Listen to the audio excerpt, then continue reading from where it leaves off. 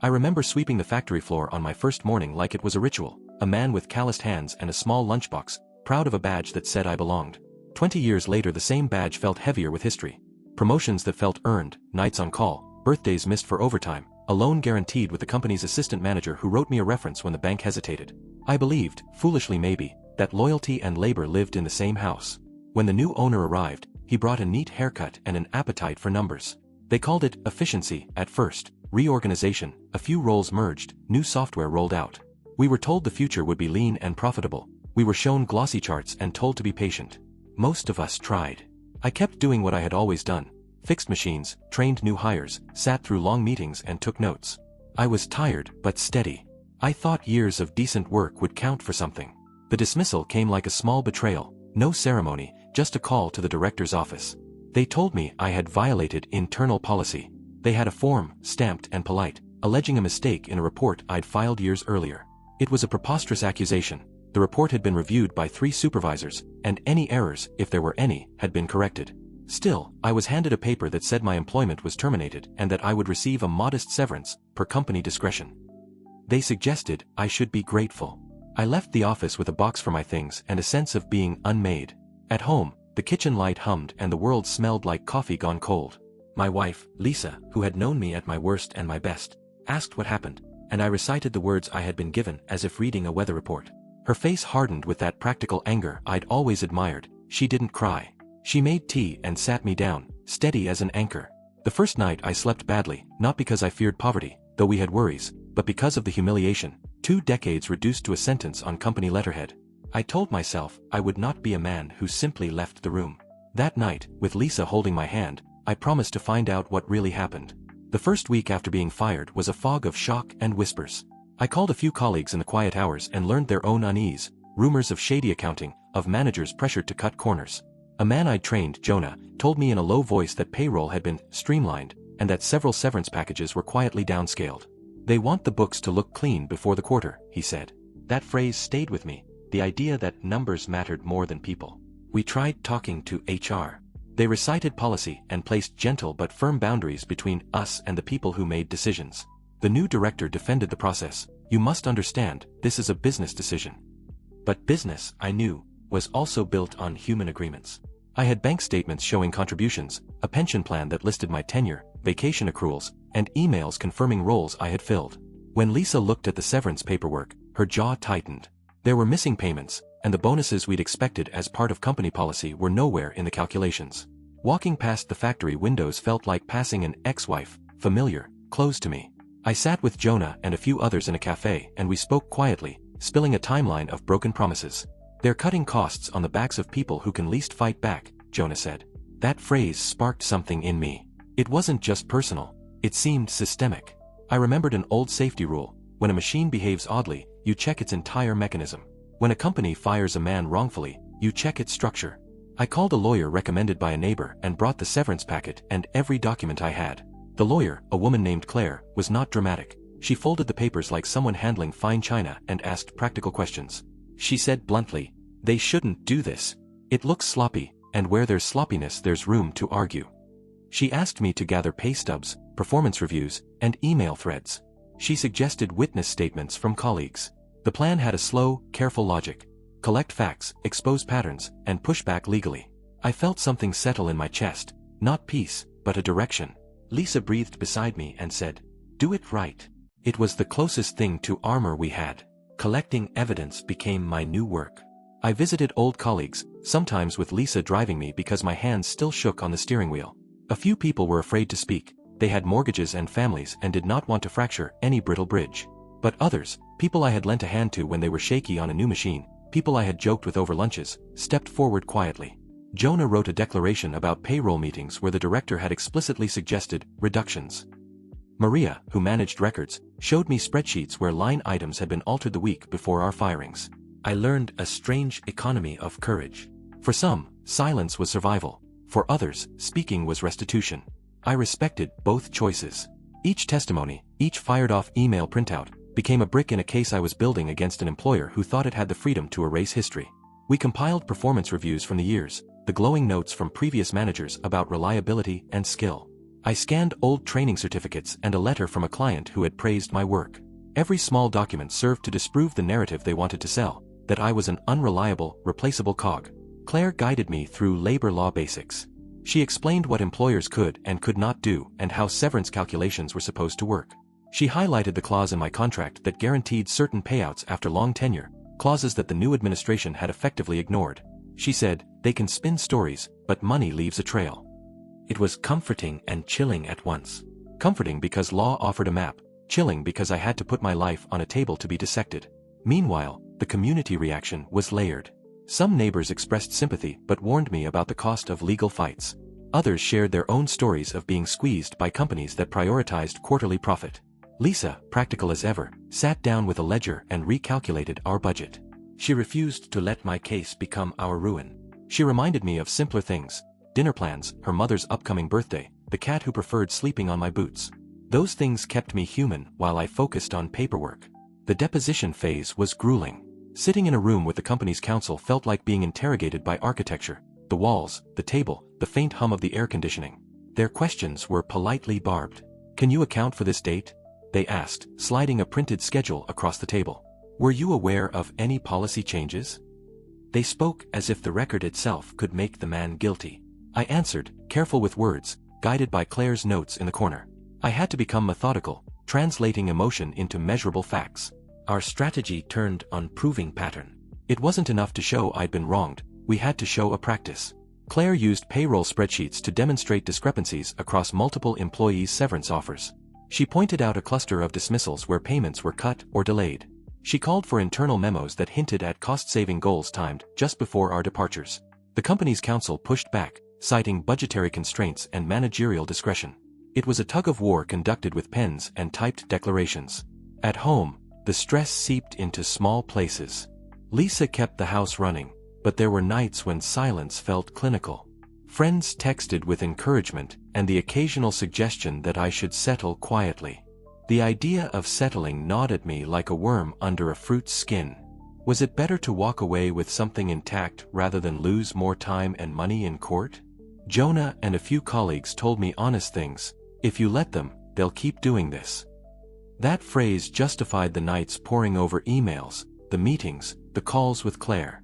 It felt less like vengeance and more like duty. We also began to uncover something uglier: evidence that management had been classifying some payouts as discretionary to avoid legal obligations. In one memo, a manager recommended creative reallocation of funds to make headcount reductions less visible. Claire marked the memo and said quietly, "This is what we needed." I felt oddly vindicated, as if the truth were a stubborn weed we had finally uprooted. But I also knew litigation is slow. Truth arriving in courtrooms often required months of patient, bureaucratic digging. The hearings started small: preliminary motions, dates set, and a clerk who shuttled papers with a rhythm I came to know. The company's PR machine had already started humming. Someone leaked a sanitized version of events to a local paper, painting the layoffs as standard restructuring. The article quoted the director in polished prose about strategic realignment. It stung to read my life summarized into corporate doublespeak. Inside the courtroom, Claire was composed and relentless. She questioned a company accountant who had signed the severance recalculations.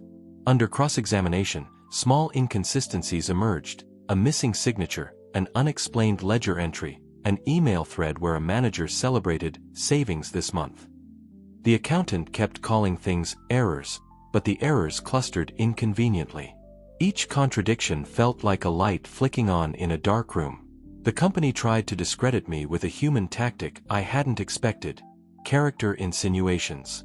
A lawyer suggested I had been difficult in my final months, citing an isolated incident where I'd raised my voice over unsafe overtime.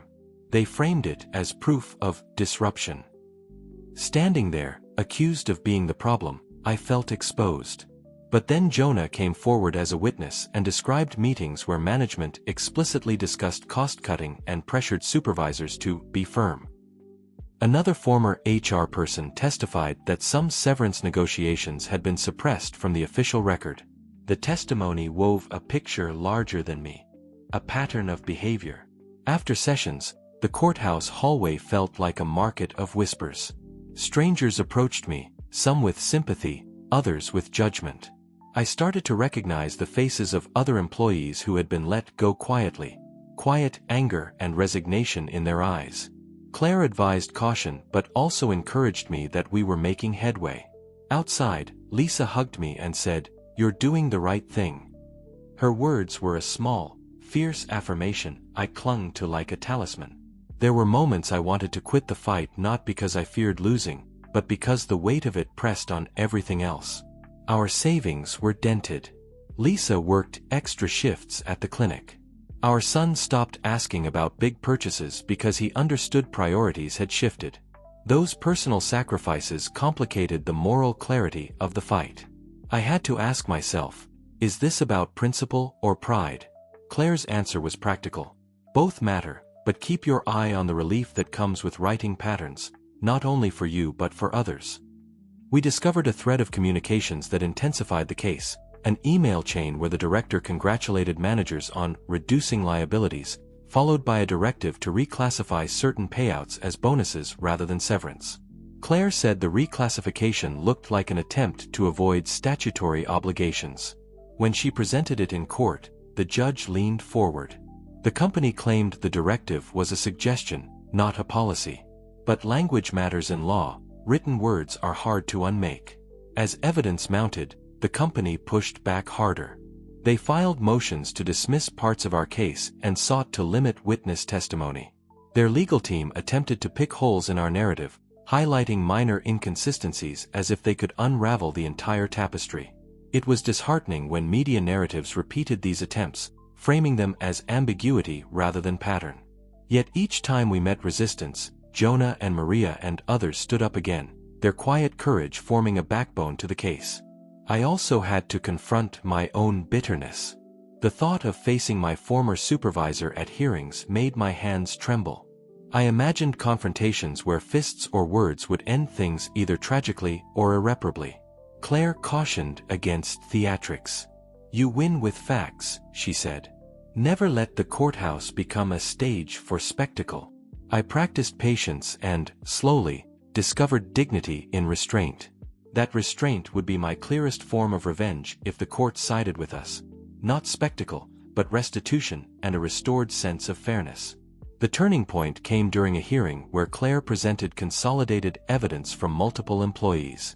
She laid out a timeline with payroll anomalies and internal directives and then pointed to a cluster of similarly disadvantaged severance packages. The judge asked pointed questions, and under pressure the company's witnesses began to fumble. One manager admitted that he had been instructed to make numbers look better, and that certain payouts were to be minimized where possible.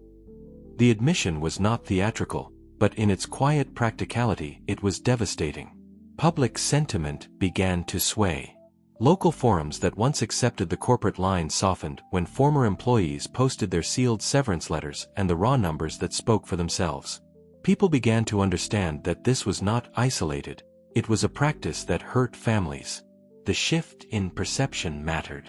Employers count on silence. When silence is broken, systems become accountable. The company renewed its offers to settle if I would sign a non-disparagement clause and accept a lower payment. The idea of a quick settlement flirted with the back of my mind like an easy path. But when I thought of Jonah, of Maria, of the families with mortgages, I realized my fight was bigger than my immediate pocketbook. I wanted a precedent, a deterrent. Claire advised negotiation, but only on terms that acknowledged wrongdoing and opened avenues for others to claim. We rejected the lowball offers and pushed forward. That decision cost us more nights and more anxious mornings. Lisa took on more of the stress. She became both my moral compass and the household's steady hand. Friends warned it might be costly, but others told stories of people who allowed injustice to stand and then wondered forever what might have been.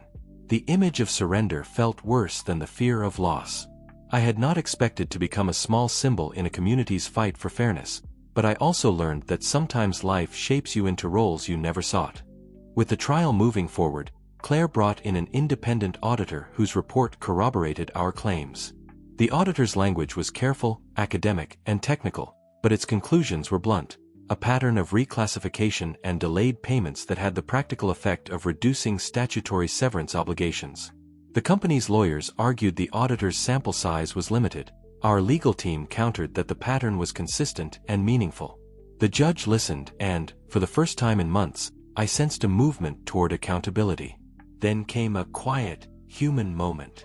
During a recess, an older man I recognized from my years on the floor approached me. He had been let go 5 years earlier in a similar restructuring.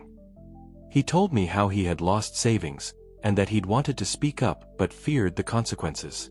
He cried for a minute, unlikely tears that came more from release than sorrow.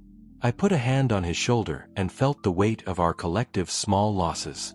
In that gesture, I felt the fight transform from personal vindication to communal repair.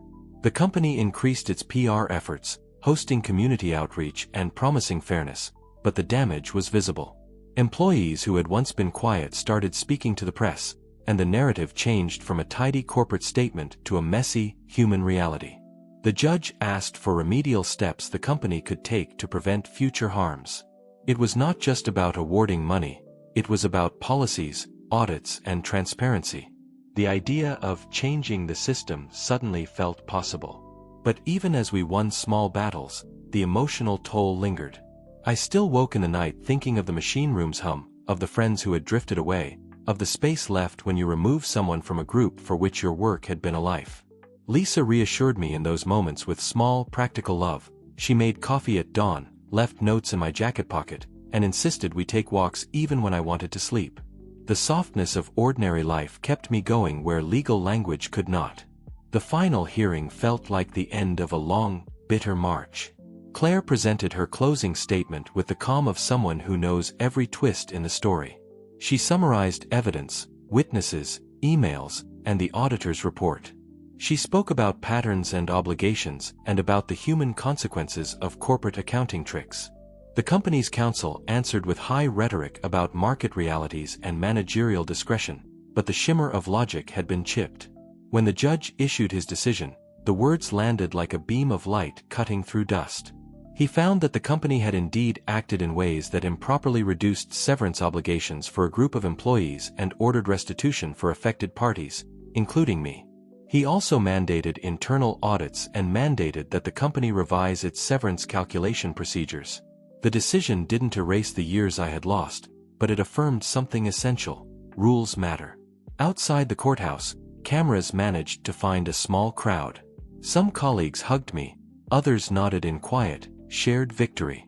Jonah grinned in a way that looked younger than his years. The check we received was meaningful, enough to shore up our finances and to offer small assistance to other former employees who had not brought claims. More than the monetary award, what mattered was the precedent the case set. There was a dignity in being recognized not as a disposable resource but as a worker whose time and labor had value. On the drive home, Lisa sat beside me and squeezed my hand. "You were right to fight," she said, and I felt the fight narrow into something less bragging and more true. We used part of the award to help several families and to fund a meeting where former employees could learn about their rights. The company issued a cold, formal statement and pledged to comply with the ruling. Privately, I knew the changes would take time. Public law moves slowly, but bureaucracy bends when it must. Life after the verdict was not a cinematic montage of triumph. It was a slow, careful reweaving of ordinary days. The pressure that had been a hard stone in my chest eased into a dull ache. I rented a small repair shop of my own. Nothing flashy, just a place where I could fix small machines and not have to justify my worth to a board of strangers. I took on contract work with people who valued steadiness, and I used some of the award to finance a small retraining course in equipment diagnostics.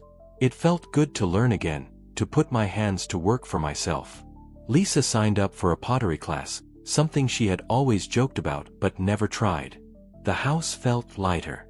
We started hosting friends again, not under the shadow of court dates but with food and laughter that didn't need to be rationed. Jonah found a new role at a local supplier and texted often about the small victories at his new job. Maria, who had been nervous about speaking up, received a modest settlement and later took a position helping with records management at a nonprofit that assisted laid-off workers. People reacted to our victory in different ways. Some offered congratulations with awkward politeness, others expressed old resentments about disruption. I tried to accept the good without inflating it, like catching a bird briefly alighting on a window ledge, a delicate joy. I also felt responsible for the precedent we had set. I joined a few community meetings where former employees could hear about rights and legal resources. It felt right to transform our trial into a teaching moment, to make sure others would not need to fight as hard to be seen. Most nights, I slept in the reclaimed apartment, listening to the city breathe. The hum of the machines I'd once tended felt farther away and less defining. I woke some mornings with a sense of gratitude for simple things: the kettle's whistle, Lisa's smile, the cat finally letting me pick him up. It wasn't grand redemption, it was the daily work of living with dignity. Update. Months later, the ripple effects of the case settled into new routines. The company restructured its HR policies and implemented the audit recommendations. Whether the changes were permanent, only time would tell. But the people who had been hurt felt less alone. We started a small support group for workplace disputes, where people gathered not to remonstrate but to learn about contracts and legal recourse. I volunteered to speak sometimes, awkwardly at first, then with a steadier voice. Teaching felt like an extension of the fight, preventing harm instead of cleaning it up after the fact. Financially, the award allowed us to stabilize. We paid down debts and invested in a modest emergency fund. Lisa and I booked a short trip to the coast, a place we'd loved before life had gotten complicated. We walked on the sand and did not speak about lawyers or numbers. It was a small, radical thing to be present without calculation. The distance allowed me to reflect on how much of my identity I had wrapped into being a company man. I still carried scars, a tightness in my jaw during payroll season, a residue of vigilance when new managers arrived, but those scars were also maps of what I'd endured. I also learned the limits of public victory. The headlines faded, and people returned to their routines. The man who had been the company's director moved on with polished statements and a new role elsewhere. Institutions, I realized, keep turning. Our work then became local and practical, helping neighbors understand contracts, advising colleagues on documentation, and being an example that diligence and persistence can yield accountability. Lisa noticed a shift in me. I no longer defined myself solely through my job. I was learning to enjoy small pleasures without discounting them. One evening, cooking together, she said, "You fought for more than money, you fought for how we treat each other." I felt the truth of that sentence settle like warm bread. It was enough. Final update. A year on, my life had the steady rhythms that once felt ordinary and now felt earned. The repair shop was humming at a comfortable pace, and I had a small roster of reliable clients. The support group had evolved into a volunteer coalition that partnered with legal aid to provide workshops. Jonah and Maria had new jobs. We stayed in touch, our bond remade by shared struggle. Lisa took more classes, and our evenings were a gentle mixture of chores, conversation, and a quiet television show we both pretended to watch but rarely did. People occasionally asked if I harbored anger. The answer was complicated. Sometimes a flash of heat rose when I thought of the callousness of the boardroom, but it no longer defined my days. I used the energy for practical things, teaching a class on contract basics at the community center, fixing a neighbor's toaster, or helping a young worker document an unfair dismissal. Those projects felt like small stitches in a larger repair. The victory in court had been about more than compensation. It had been about being acknowledged as human labor with value. The legal recognition mattered, but the ongoing work, educating, supporting, building community resources, felt like the true legacy. One evening, while closing the shop, I thought of the man I had been the morning after the dismissal. Hollowed, angry, a little lost. The man now was quieter, still firm, able to laugh and to listen without being edged by fear. I don't pretend the profit of justice is absolute. We lost time, we lost some illusions, and our life was altered. But we gained clarity about what we value and how we must hold each other. Sometimes Lisa and I sit on the porch and watch the street.